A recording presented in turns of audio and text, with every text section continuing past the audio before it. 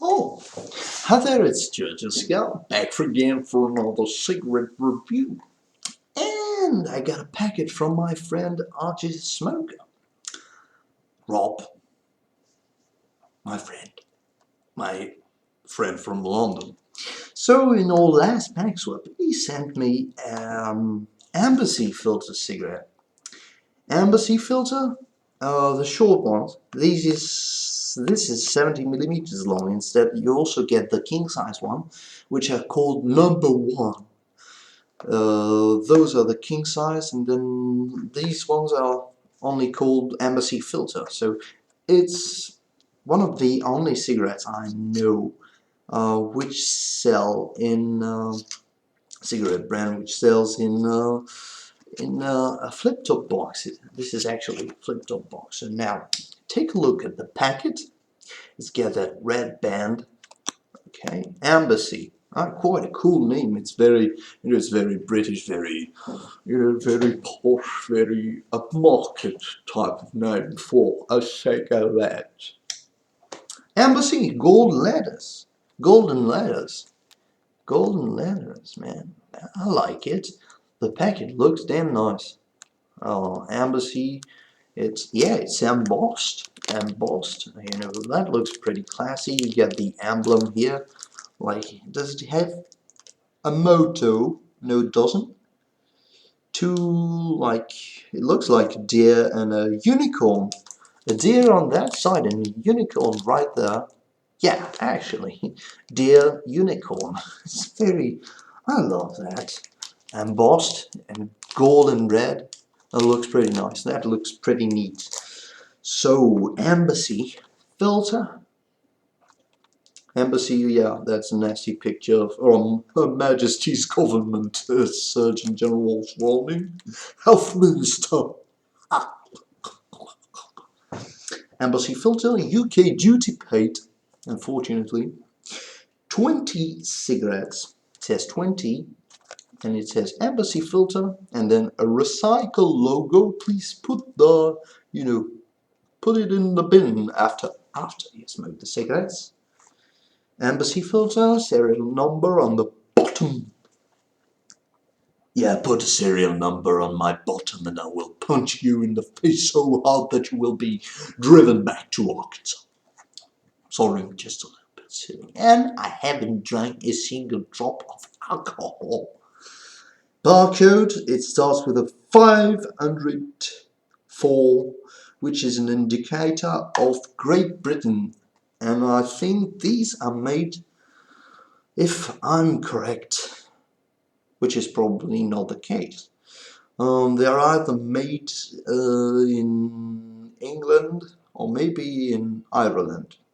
I don't know where they could be made now because they're closing the factory in Nottingham, and I don't know what I think they were made in Bristol or something like that for a long time ago. So these are made by Imperial Tobaccos, said on the packet. Imperial Tobacco. Come on, open please, baby. It's got golden foil on the inside. Gold foil. I got only one left. It's hidden, Oh, it's right there. But anyway, and it says if you're not. That's very. I like it when they say that on the packaged cigarette, and it's for all Imperial Tobacco products sold in Great Britain. They say the same thing, which is if you're not completely satisfied, please return the pack and its contents. How could I return the cigarettes I've smoked? You want to collect the box or something? I don't know. Embassy PO Box, Nottingham NG7SP5BR, or contact our customer care team on there is the number. Email comments@imperialtobacco.co.uk. 10 milligrams of tar, 0.9 milligrams nicotine, 10 milligrams carbon monoxide. So here we are with the packets. Embassy has been introduced in 1914. It's been discontinued, I don't know, maybe in the 1940s for the war, something like that, and then it's been reintroduced Yeah, I think in early 1960s, maybe 62, something like that. And in that format, 70 millimeters, which was, you know, the length of most unfiltered cigarette of the time. You know, king size. I don't think king size have ever been sold in the UK. I'm probably wrong, but like you get the Players, the Capstan, Woodbine, all those big names. Some of them are discontinued, but Capstan, Park Drive, Senior Service, they all still exist, even though they are watered down, if you like. They are very light compared to what they've been in the past. But let's get fired up before we go further. So, just gonna say, it has the cloud system of perforation, but they are very, very tiny. Teeny perforation right in the middle here. Okay, about where my filter stays. Embassy filter here in black. Black. Black. Embassy and then filter. In case you didn't notice, it had a filter on it. It's got a cork style tipping paper, obviously. Ooh. These cigarettes I've checked on Imperial Tobacco's website, and even if they're not marketed as, they're not advertised as additive-free cigarette, they say in the blend there is only tobacco and water. Obviously, water, you know, if they take into account the moisture of the tobacco, which is about 10% of the weight of the tobacco, 10 to somewhere from 10 to 12% of the weight of the tobacco anyway. So actually, it could be qualified as an additive-free cigarette. And I don't know if it's the lack of additive or not, but it's very, very.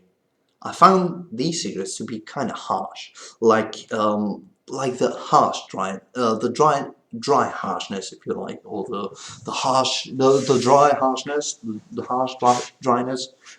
I don't know. Pretty spicy, pretty piquant. Yeah.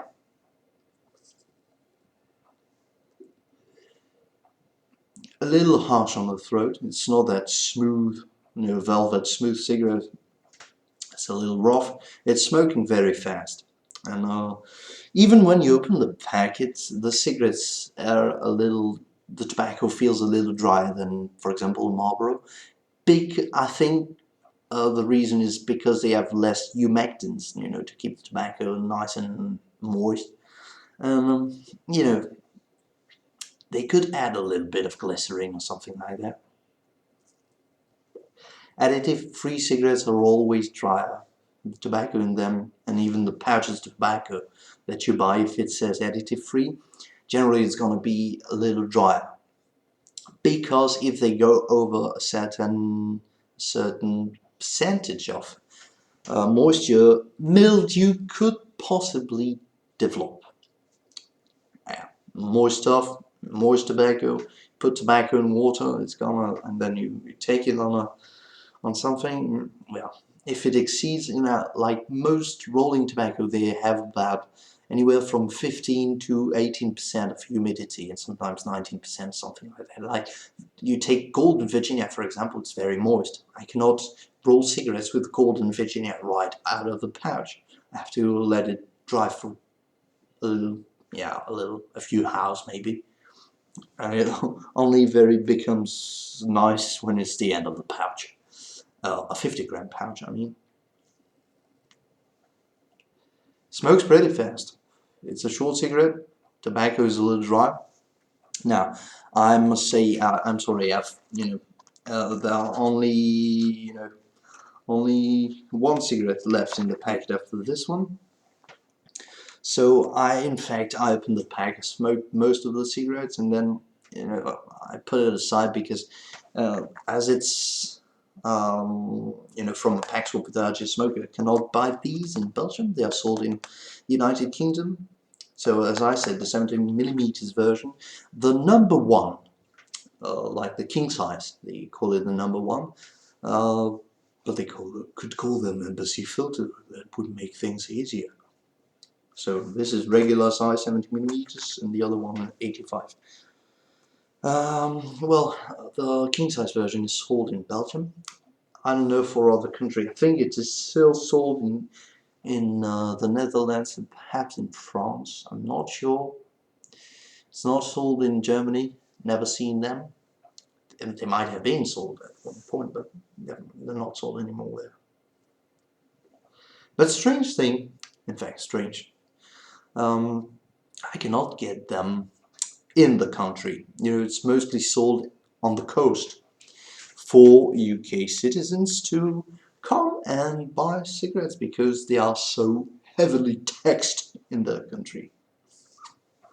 Not saying that Belgian cigarettes are cheap by any means, but with the good ratio between the pound and the euro, especially now that the euro is kind of devaluated, it's pretty good moment to come on the continent, buy cigarettes, and please pay all duty so we don't have more taxes coming. No, just kidding.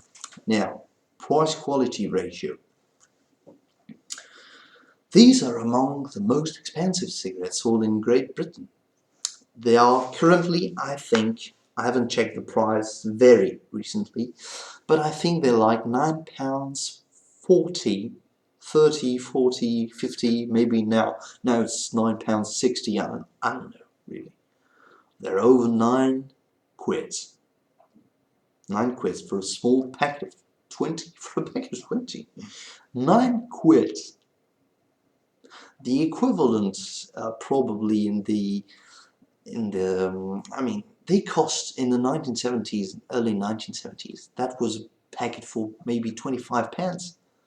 And even taking account of inflation and devaluation and overconsumption and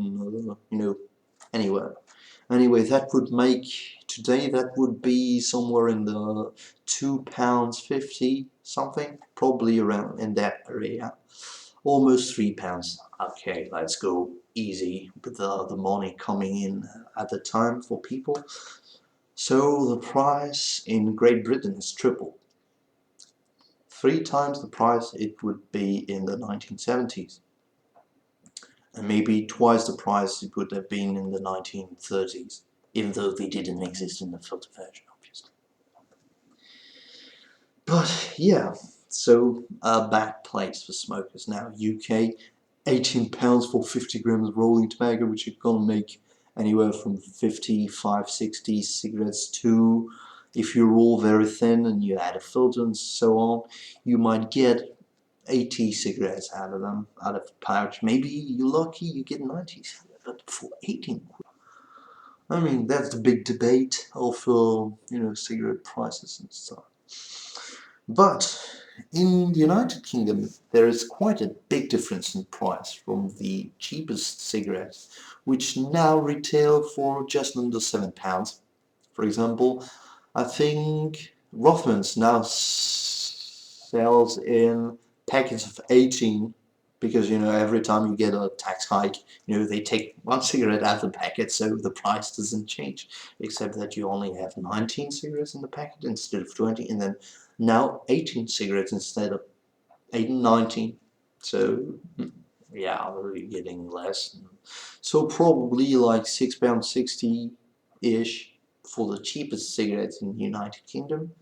This is £9.40, and you can add a pound more if you want to buy the Capstone and filter, if you want to buy all those old brands, even though they're not as strong. They're still, most of them are still good tasting. I like the Capstone, I like the Woodbine, but then £9.60 something. I mean, it would be even worse for me because I get money in euro. That would be €11 a packet. Easy, man, easy. It's horrible to think about that. So, is it worth £9.40? Of course, you know, without taxes, it's gonna cost less than, maybe it's gonna cost something like £1.70, £1.80, probably. I don't know, depending on the retailer's margin. But so on that you pay over almost £8 of tax on a packet of cigarettes. Is it worth that much? If they were the same prices, let's say Marlboro Red, I'd say why not? And Marlboro Red's like almost £9, but these are more expensive than Marlboro. I wouldn't say it's worth it. It's rather harsh. I don't like them that much. I used to. I probably had two or three packs of them, maybe 4 packets of 20, and you know, they're not bad. Even in Belgium, if you want to buy them, they're like €5.70. When a packet of Marlboro is £5.50. 19 cigarettes in a packet. Also, I will stress that in any video. But that's more expensive than Marlboro. Obviously, they're gonna retail for more because UK citizens are going to pay more for their cigarettes. Because for them, even if you would put the price at £6.50, for example, it would still be a hell of a lot cheaper than £9. £9.50, 60, 70. Who says best? So not worth the price. I'm gonna give the cigarette an overall rating of 6.5 out of 10. Mainly due to the price and the harshness and the lack of real, I'd say real smooth, sweet taste. It's a rather harsh cigarette. I don't think it's particularly high quality tobacco in it. Maybe a little more than some brands, some cheap brands, but I don't know. I don't feel like this is worth the price, honestly. I don't want to take them down. If this was my, solid, as a budget cigarette, I would give them a better rating. It's a good cigarette. It gives a nice, decent buzz. It's nice for winter when you have to smoke outside and you only got like 3 minutes ahead, and that cigarette's with me outside is gonna be gone in 2 minutes, 2 minutes 30 probably. 4 minutes if I'm at rest, complete rest, and only take a puff every 20 seconds or 30 seconds. Maybe. I don't know, you can do the math in the video when I lit the cigarette and when I light the cigarette and when I stub it out, so you can do the math and the puff count and stuff. Not worth it. It gives a nicotine hit, but it's bad price ratio. Well, that was it for this review. Don't forget to rate, comment and subscribe, and don't forget also that an apple a day keeps the doctor away. As long as you aim well,